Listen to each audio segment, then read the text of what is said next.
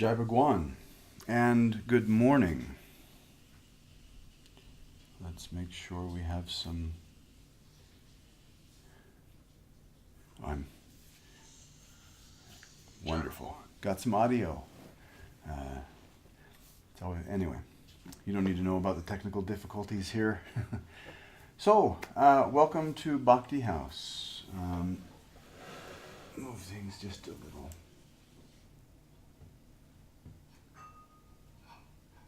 Here we go. One-man show. So after reviewing some of the comments that have been made since yesterday already, this would be helpful, this would be helpful. I asked you, how can we make the best use of this time in the morning? As you may have seen a moment ago, I'll just pull this back up here for a moment.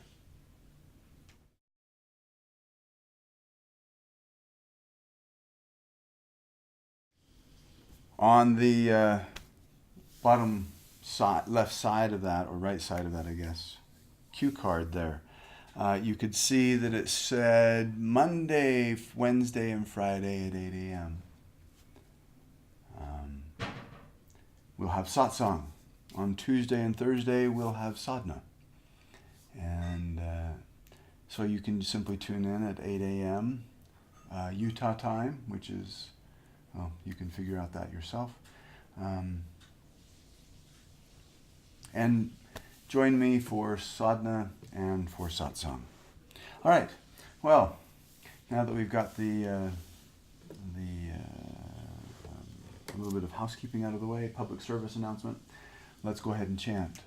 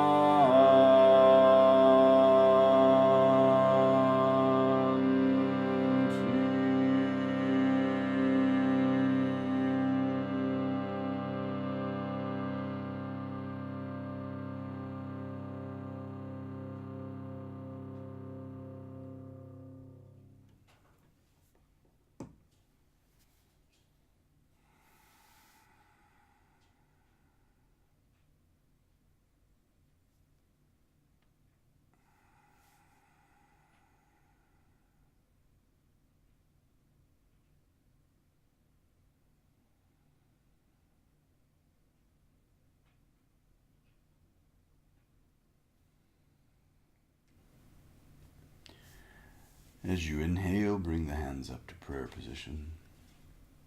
As you exhale, let the eyes open. And Jai Bhagwan. And welcome this morning. We are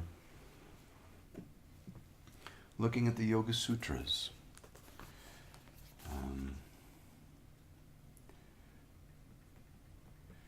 Technology. It's helpful, but it also causes us to sometimes create more hassle for ourselves.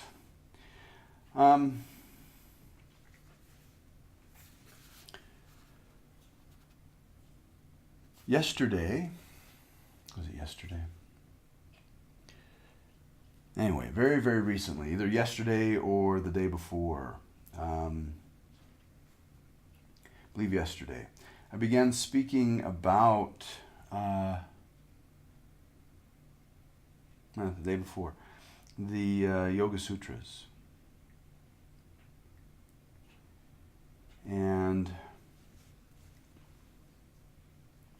how, what they mean. I know, as I mentioned the other day, I know so many people. I'm just trying to find quickly a copy for you that you can follow along with here online. So many people. I'm just trying to find quickly a copy for you that you can we follow. Really don't want to hear me talking. All right, now if you follow that link that was just posted, you can read along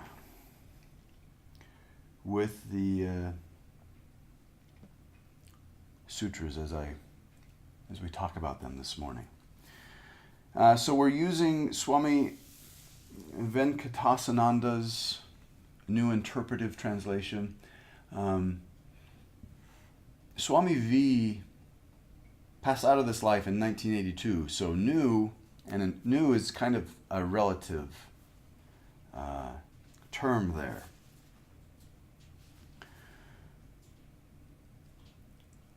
Yesterday we looked at the qualities of a seeker, that a sincere seeker approaches an enlightened teacher with the right attitude of discipleship, which means being free of preconceived notions and prejudices, full of intelligent faith and receptivity, having the right spirit of inquiry.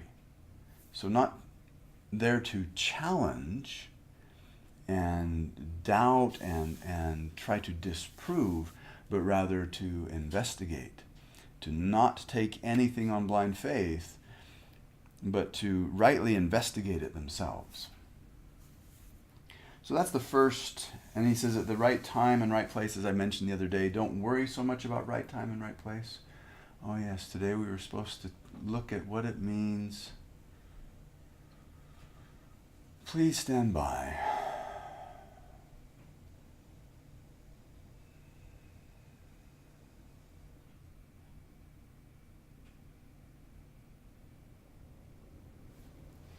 All right, so yesterday, we're going. No, we'll stick with this. And I will return to the topic of finding an enlightened teacher on Friday. So we'll see how well I remember this. Going to Yoga Sutra, the first book, or as Venkatasana calls it, Venkatasananda calls it, the first chapter, the second sutra. He says, Yogas Chitta Vritti Nirodha. And I'm not going to be putting these on the screen like I did the other day. There's too much text. Swami V says that this means yoga happens when there is stilling, in the sense of continual and vigilant watchfulness of the movement of thought, without expression or suppression, in the indivisible intelligence in which there is no movement. And I know the first time I read through the Yoga Sutras, I was like, I am not understanding 90% of what I read here. I'm getting some little tidbits, but I am not understanding a lot. And it was not for lack of trying. I simply had no one that I could turn to who had any experience with this. I had checked books out of the library. The yoga teacher I was studying with, it was a class through the local community college. His main focus was martial arts, and yoga was kind of an addition to that. I had a couple of DVDs from Rodney Yee and Gayam.com, and was practicing with Rodney's AM PM yoga DVD. And there was absolutely no instruction on there as to what any of these things meant. He sort of alluded that there was something more to yoga than just touching your toes or twisting yourself into some sort of pretzel, but never really touched on what it might be. And when I heard he was writing a book, I couldn't wait. And there still was no illumination of what it is that yoga has to offer. It was more about his story of how he came to yoga. And it's a good read. It was a nice read. I enjoyed the book. I've read it once in 20 years now or so. 17 years. Or however long it's been since it came out. Anyway, my point is, it's difficult, and it looks like we're having a little difficulty with our internet connection here. So hang with me, folks. It is difficult. It's really, really hard to get the right understanding of what the Yoga Sutras mean on your own. It's not impossible. You're going to save yourself a lot of time by finding, as he says in the first sutra, an enlightened teacher.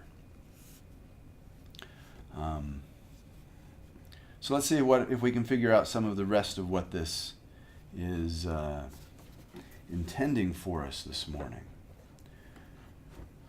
Yoga happens when there is stilling. An easier way to understand this second sutra is simply, yoga is stilling the modifications of the mind. Or as Swami V says, the movement of thought. Just getting the mind to be still. Notice he doesn't say anything about union in there. It kind of indicates that union, yoga, happens, but there's a misconception about this, and it's exceptionally prevalent. I woke up this morning and saw that there was a post in a global yoga group. Someone asked, what's the main aim of yoga? And there were 129 comments in, I think, about an hour on this post. And as more and more people I could see were waking up, there were more and more comments on the post. And some of you may remember I asked a similar question in that same group and received such a wide variety of responses as to what the main purpose of yoga is, the main aim of yoga. And a lot of people said the main aim of yoga is union. And it's not. The purpose of yoga is not to create union. Union already exists and has always existed. Yoga merely exposes the union that is already present. And one of the techniques, the primary technique of exposing this union, is to still the mind. Patanjali is not suggesting that you should walk around through life with a mind that's devoid of any thought, a mind that has no activity in it. Because if you do that, you're no different than a stone. And that's really not helpful for anybody.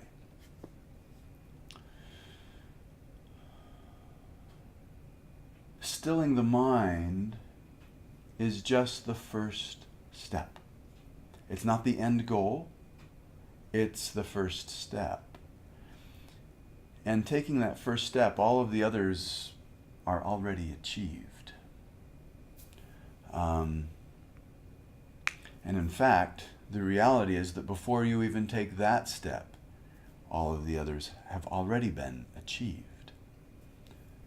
It's simply up to you to recognize that. And you can't recognize it without that first stilling the mind.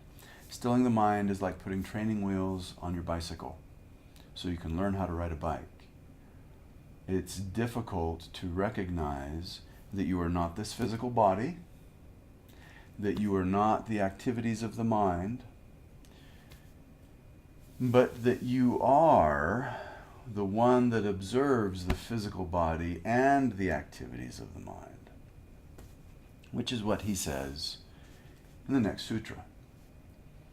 In the light of non-volition, non-moving, and therefore spontaneous and choiceless awareness, the undivided intelligence, with its apparent and passing modifications or movements of thought within itself, is not confused with, nor confined to any of these. So he's saying, first, this light of choiceless awareness, and some of you may have heard that phrase before, this undivided intelligence, with its apparent, meaning that's not really the way it is, with its apparent and passing modifications or movements of thoughts, with these apparent activities that occasionally pass through the mind. This choiceless awareness itself is not confused with nor confined to those activities of the mind. He continues, then, when yoga thus happens, the seer, the homogeneous intelligence, which is ignorantly regarded as the separate experiencer of sensations and emotions, and the separate performer of actions, is not split up into one or the other of the states or modifications of the mind, and exists by itself and as itself. So for those of you who are reading along, you may have noticed that everything I just said, all of the words that just came out of my mouth, were only 2 sentences. They're kind of complex. There's a lot buried in there. The seer, this is the same as this choiceless awareness, this undivided intelligence, this seer that is ignorantly regarded. Sometimes we believe that we are the, how does he put it, the experiencer of sensations and emotions. And we believe we are the performer of actions. But what he's saying is the activity of the mind, that's one of the activities of the mind, to experience sensations and emotions. And it's an activity of the body to perform actions that may or may not be dictated by the mind. And you are not the mind, nor the mind's activity, nor the body, nor the body's activity. Rather, you are that undivided intelligence that recognizes both the mind and its activity and the body and its activity through the medium of the mind. So a good example of this is that the glasses, these glasses could be considered the mind, and these eyes could be considered this undivided intelligence, this seer. And the seer observes all of existence, which begins with the activity of this mind and the activity of this body, in the case of this unit right here, through these lenses. The seer observes through the medium of the mind. What does it observe? It observes the activity of the mind. It observes the body and the activity of the body. But it would be like my eyes believing that they are the glasses. The glasses are simply the medium through which the eyes observe the world.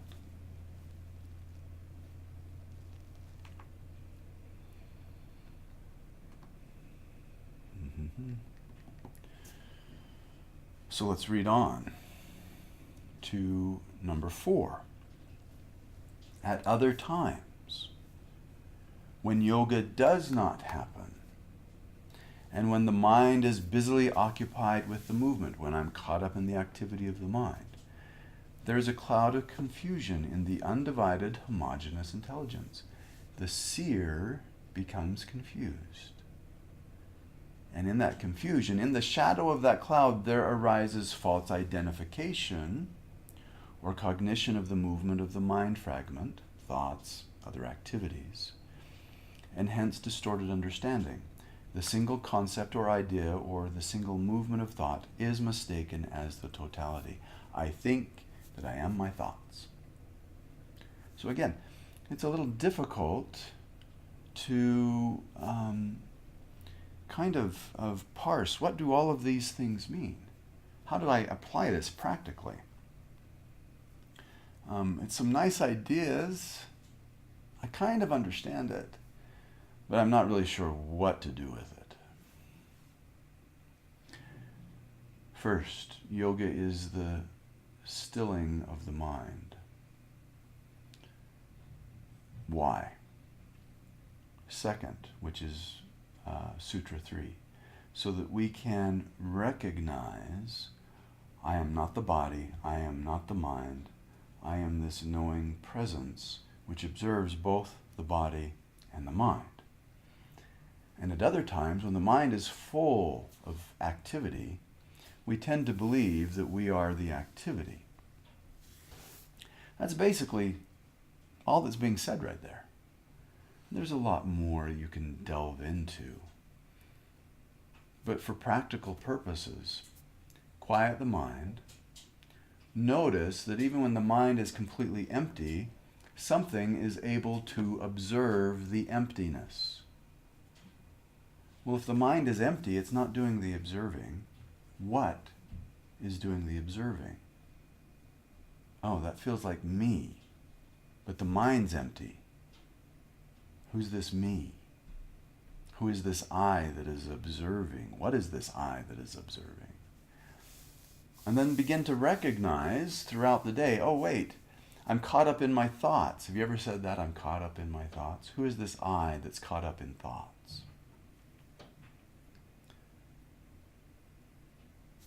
I think I am angry. I am not angry. I feel anger. I am hungry. I'm definitely not hunger. And really, when we say I am some modifier, what is that modifier modifying? This I. Who is this I? Who is this I without this modifier? I am afraid, I am happy, I am sad, I am hot, I am cold, I am old, I am young, I am man, I am woman, I am whatever. Who is this I?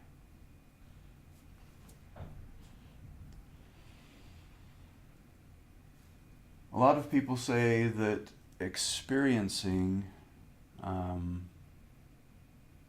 coming to this self-realization of I am that is the purpose of yoga. Excuse me, itchy nose. Swami Kripalu Babaji.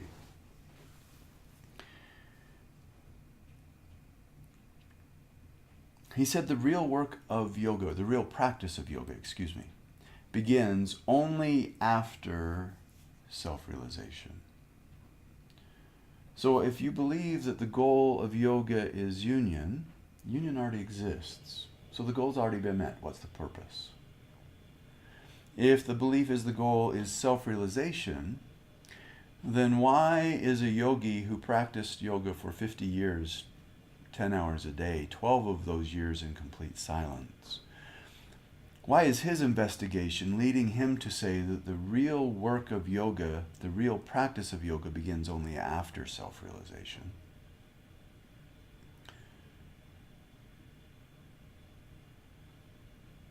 And if self-realization is really the end goal of yoga, why is it that Patanjali says simply stilling the mind allows you to realize the self? Then the seer abides in its own true nature.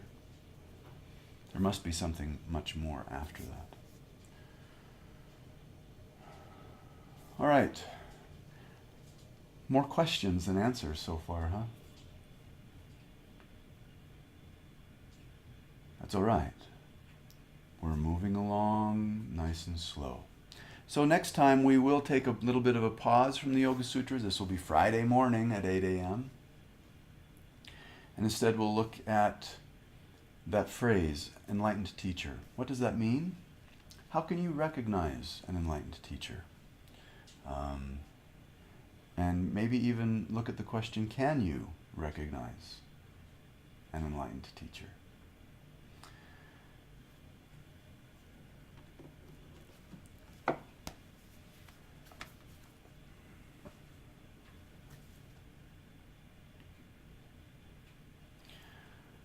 So let's experiment a little bit. There's a number of different techniques that yoga employs. One of them that Patanjali recommends himself is to simply chant the sound of Om. I believe that's in Shloka or Sutra 22, 122, around that area. He says, chanting on Om, meditating upon its meaning, is an aid to removing the obstacles. It's an aid to allow us to recognize the true self, the seer. So, let's do exactly that. Let's chant the sound of Om. And today, instead of worrying too much about meditating upon its meaning, let's simply focus on the sensations that you feel.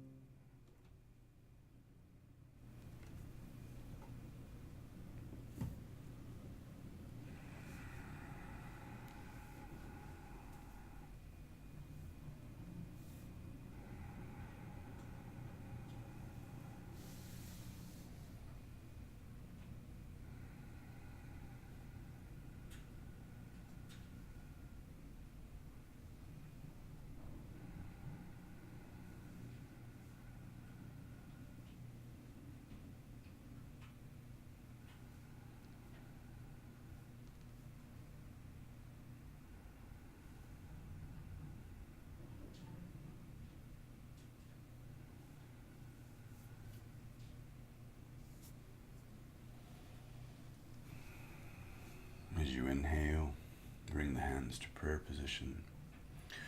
And as you exhale, let the eyes open. Jai Bhagwan. So we'll be exploring this, obviously, here in satsang over the next week or so.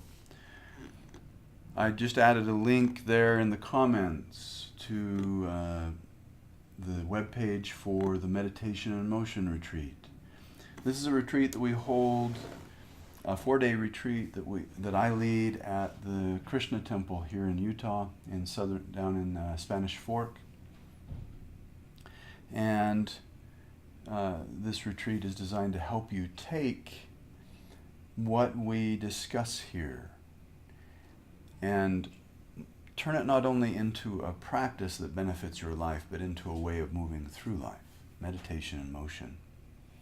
So take a look at that. I would love to meet you in person and be able to spend a few days with you and share with you what I've received, and also learn from you as you share what you've received. Again, friends, thank you for being here with me this morning. Remember, yoga is the stilling of the mind. Those are the training wheels, so that you can begin to recognize the seer in its own true nature. And also start to recognize that at other times you appear to take on the form of these mental modifications. Just observe that for the next couple of days. And until we see each other again, Jai Bhagwan.